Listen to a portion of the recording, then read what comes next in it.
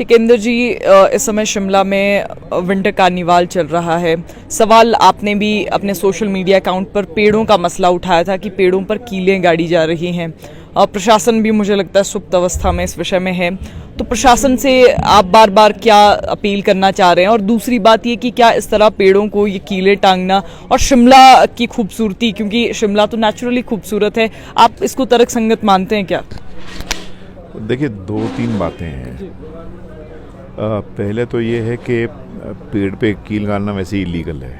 मतलब दो कानून हैं इसमें बुनियादी। एक हमारा जो एक्ट है, म्यूनसिपल कॉरपोरेशन का एक्ट है, और दूसरा हमारे स्टैंडिंग ऑर्डर है हाई कोर्ट के।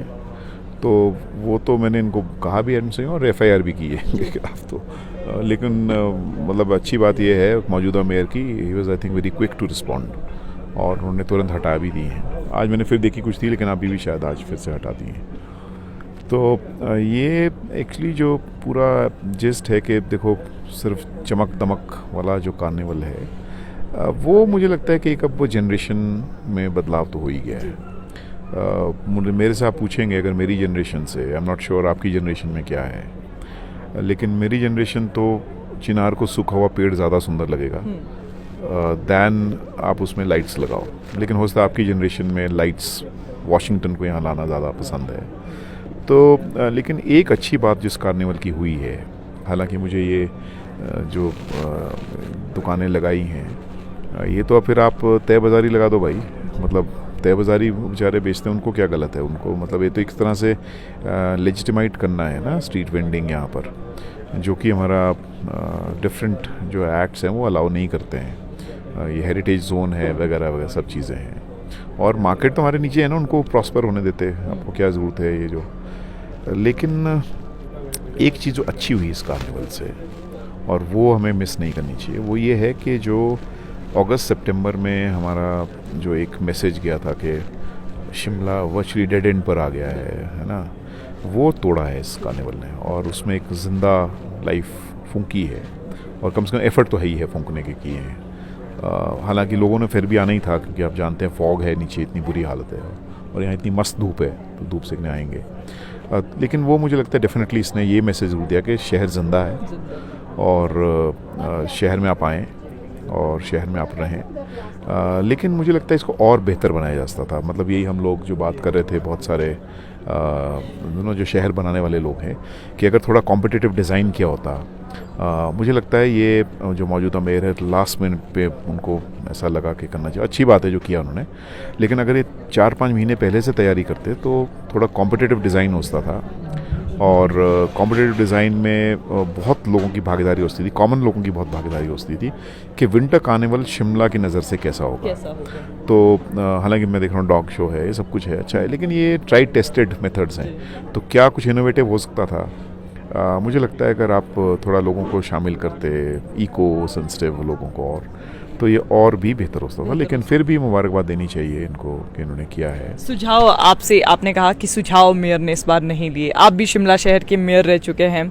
अगर आप इनकी जगह मेयर होते तो शिमला शहर की व्यवस्था किस तरह की होती? देखिए, मेयर रहते क्या, मैं तो रहा हूँ यहाँ पहले। तो ये एक तो है कि शिमला में आपको कम्प्लीटली अब रीलुक करने की ज़रूरत है, और इसीलिए शिमला का किस तरह से मॉडल होगा डेवलपमेंट का, तो उसमें आपको लोगों की भागीदारी करने की बहुत सख्त ज़रूरत है। और एक पहल जो अभी शुरू हुई है, जो अच्छी बात है, वो है वार्ड सभा, वार्ड कमेटीज़ शुरू की गई है। लेकिन कार्निवल नई चीज़ हुई है, और मुझे लगता है कि ये एक अच्छी पहल है। और हालांकि लोग तो आते ही हैं, ऐसा नहीं है कि नहीं आएंगे, लोग आएंगे, लेकिन इसमें कैसे लोगों की और भागीदारी हो सकती है, और काउंसिल कितनी इन्वॉल्व हुई है मुझे पता नहीं। और जैसे मैंने कहा कि एक बेसिक चीज़ के, ठीक है, ये पूरा स्ट्रेच है, इसमें कंपटीशन हो जाए, और डिफरेंट आर्किटेक्ट्स, डिफरेंट प्लानर्स आएँ और फ्री में वो कर सकते थे, तो वो एक और भी बेहतर मतलब आप लोगों की भागीदारी इसमें कर सकते थे। लेकिन कुल मिला के मैं समझता हूँ, अच्छा सिर्फ ये कीले विले ठोकना, मतलब ये तो मुझे लगता है सिर्फ ये जो ड्राइव है कि, और ये ना जाने कौन कंसल्टेंट पकड़ा होगा इन्होंने। तो अभी जो है ना, कंसल्टेंट ड्रिवन मॉडल है, किसी कंसल्टेंट ने बोल दिया ये कर लो, किसने बोल दिया वो कर लो, तो ऐसे ये काम हुआ है। तो अगर ये कंसल्टेंट ड्रिवन ना होता, ठीक है, आप बोलते कि ठीक है हम कम्युनिटी ड्रिवन करेंगे, तो लोगों से थोड़ा लेते कि देखो कार्निवल है, थोड़ा लोग कैसे देखते हैं कार्निवल को, क्योंकि शिमला का एक अपनी तहजीब है और एक अपना कल्चर भी है। तो मुझे लगता है हम इसको और भी बेहतर कर सकते, लेकिन फिर भी अच्छा है। शिमला में हमने देखा कि पिछले साल भी शिमला में बर्फ़ नहीं पड़ी और ये काफ़ी चर्चा का विषय इंटरनेशनल स्तर पर भी बना। कई पर्यावरणविद हैं, उन्होंने कहा कि क्लाइमेट चेंज इसका बहुत बड़ा रीज़न है। इस बार भी हम उसी तरह की परिस्थितियां शिमला में देख रहे हैं, क्योंकि लोग भी और जो पर्यटक हैं, सैलानी हैं, वो भी एक्सपेक्ट करते हैं कि 25 दिसंबर यानी कि क्रिसमस के समय पर शिमला शायद बर्फ़ की चादर ओढ़े होगा। आपको क्या लगता है कि अब जो ये क्लाइमेट चेंज हो रहा है स्पेशली शिमला में, इसके पीछे रीज़न क्या है? देखो, एक तो आपके इंटरव्यू में मेरी बैंड बज रही है, इतनी धूप है, आप लगा सकते हैं शिमला में आज 28 दिसंबर में इतनी गर्मी लग रही है। आप समझ सकते हैं इसका मतलब क्या है। और मैं जिस टूंड्रा रीजन में रहता हूँ वहाँ भी गर्म है यार। तो क्लाइमेट चेंज का रीज़न शिमला नहीं है साहब, क्लाइमेट चेंज का रीज़न ग्लोबल नॉर्थ है। और वही जो हम लोग पेरिस से उससे पहले से डिस्कस कर रहे हैं, अभी जो हमने दुबई में भी डिस्कस किया, कि जब तक आप मिटिगेशन स्ट्रैटेजीज़ नहीं बिल्ड करेंगे ग्लोबल नॉर्थ में, जिसकी हिस्टोरिक रिस्पॉन्सिबिलिटी है या इररिस्पॉन्सिबिलिटी है, तो वो सामने है। वो IPCC रिपोर्ट है, मुझे नहीं लगता कि वो समझाने की ज़रूरत है। Inter governmental panel on climate change जो ये कहता है कि भाई आपको 1.5 डिग्री से ऊपर जाओगे तो तबाह हो जाओगे। हम ऑलरेडी 1.4 1.3 के आसपास पहुँच गए हैं। और 2023 जो है वो hottest year of the globe रहा है जब से हमने रिकॉर्ड करना शुरू किया है। July 4 was hottest, July 5 was hotter than July 4, July 6 was further hotter than July 5, July 7 lesser, but July 8 was the hottest. Okay? तो वो हम देख रहे हैं क्या है। और उसमें हम ये भी जानते हैं कि सबसे बड़ा कंट्रीब्यूशन उसमें कार्बन एमिशंस का है। और कार्बन एमिशंस में सबसे बड़ा कंट्रीब्यूशन फॉसिल फ्यूल्स का है, जिसको हम सरल भाषा में पेट्रोल डीजल बोलते हैं। तो ये अगर ऐसा है तो आज वो कंपनियां जो लगभग 40% जिम्मेवार हैं, 30 कंपनियां हैं जिसका पिछले 40 साल में रिकॉर्ड है जिन्होंने 40% कार्बन एमिशंस किए, वो आज भी सब्सिडी खा रही है, आज भी वहाँ ऑल्टरनेट नहीं है। तो इसलिए इस बार जो COP28 में अच्छी बात हुई, उसमें हुआ लॉस एंड डैमेज फंड की बात हुई। और जो हम GST बोलते हैं, तो GST हमारे यहाँ टैक्स है ना, एक है जिसको ग्लोबल स्टॉक टेकिंग बोलते हैं। तो ग्लोबल स्टॉक टेकिंग में कहा गया भाई स्टॉक तो लो यार, क्या हो रहा है। तो उसमें बोला गया, क्योंकि पेरिस क्लाइमेट टॉक्स में तो मैं खुद था वहाँ पर, तो वहाँ बोला गया कि मान लीजिए 100 कदम चलना है, तो अभी तो लग रहा है स्टॉक टेकिंग में 25 कदम भी नहीं चले हैं। तो शिमला में आप 100% भी पेड़ लगा दो बचेंगे नहीं आप, या आप सारे पेड़ भी काट दो, मतलब ऑफकोर्स आप काटेंगे नहीं, हो तो बेवकूफ़ी वाली बात है, तब भी आप बचेंगे नहीं, क्योंकि ओवरऑल ये ग्लोबल राइज इन टेम्परेचर है, ग्लोबल वार्मिंग है, और इसलिए ये चैलेंज है। इस चैलेंज को मिटिगेट करना सबकी जिम्मेदारी, लेकिन अडेप्ट करना हमारी जिम्मेदारी है। इसलिए हमारे को कुछ एक चीज़ें, जैसे 1 लाख गाड़ी एंटर हुई यार, क्या तमाशा है। आपको मालूम है एक गाड़ी इकोसिस्टम में अगर एंटर होती है उसका मतलब ये है आपने 50 पेड़ निगेट कर दिए, 50 ट्रीज। तो आपको देखना है कितना कैरिंग कैपेसिटी हो सकती है शहर की, कितनी आप गाड़ियाँ अलाउ कर सकते हैं, ठीक है। तो और ताकि सीजनल हर साल टूरिज्म चले, ये नहीं कि एक ही बार है और फिर भाग जाए। जैसे आपने देखा एक दिन रश था, फिर बाद में गायब हो गया।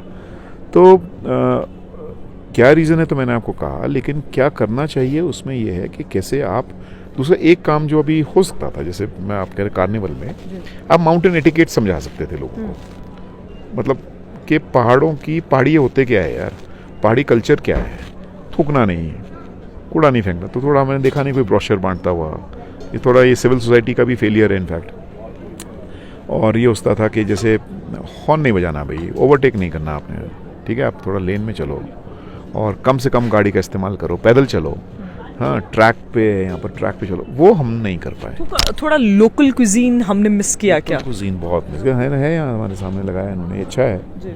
थोड़ा और भी होना चाहिए लोकल कुजीन, क्योंकि देखो शिमला को अगर सस्टेन करना है, और यही जो हमने माउंटेन कॉन्फ्रेंस अभी की, अभी एक और करने वाले हैं मार्च में, वो ज़्यादा बड़े ब्रॉडर विजन से है, जिसमें क्लाइमेट और अडेप्टेबिलिटी ये सब चीज़ें हैं।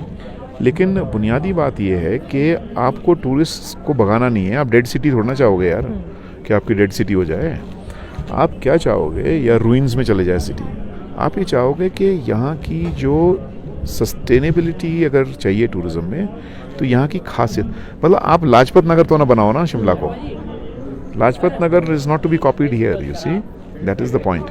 तो इसलिए जैसे आपने कहा लोकल कुजीन, लोकल कल्चर क्या है, फूड वैल्यू क्या है, तो वो सब कुछ यहाँ ट्रैक्स हैं, मैंने देखा नहीं किसी को पैदल चलते हुए, तो वो आप अगर बिल्ड करोगे थोड़ा लोग टिकेंगे उस पर, ज़्यादा टिकाऊ होगा।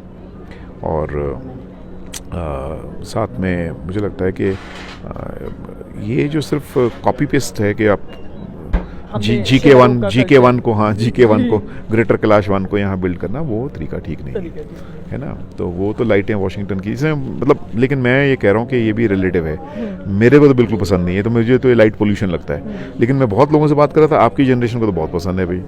तो अब मतलब मुझे लगता है वो थोड़ा सा एक मिसमैच है, वो थोड़ा बैलेंस रखने की ज़रूरत है। लेकिन कम से कम किले तो ना ठोको यार, हाँ मतलब पेड़ों पे तो ना लगाओ किले, ऐसे आप रैप कर दो अगर बहुत ज़्यादा शौक है।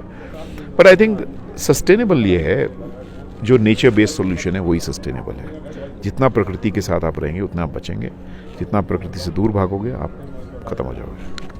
शिमला अपने प्राकृतिक सौंदर्य के लिए पूरे देश भर में, या मैं यूं कहूं कि पूरे विदेशों में भी और अंतर्राष्ट्रीय स्तर पर जाना जाता है।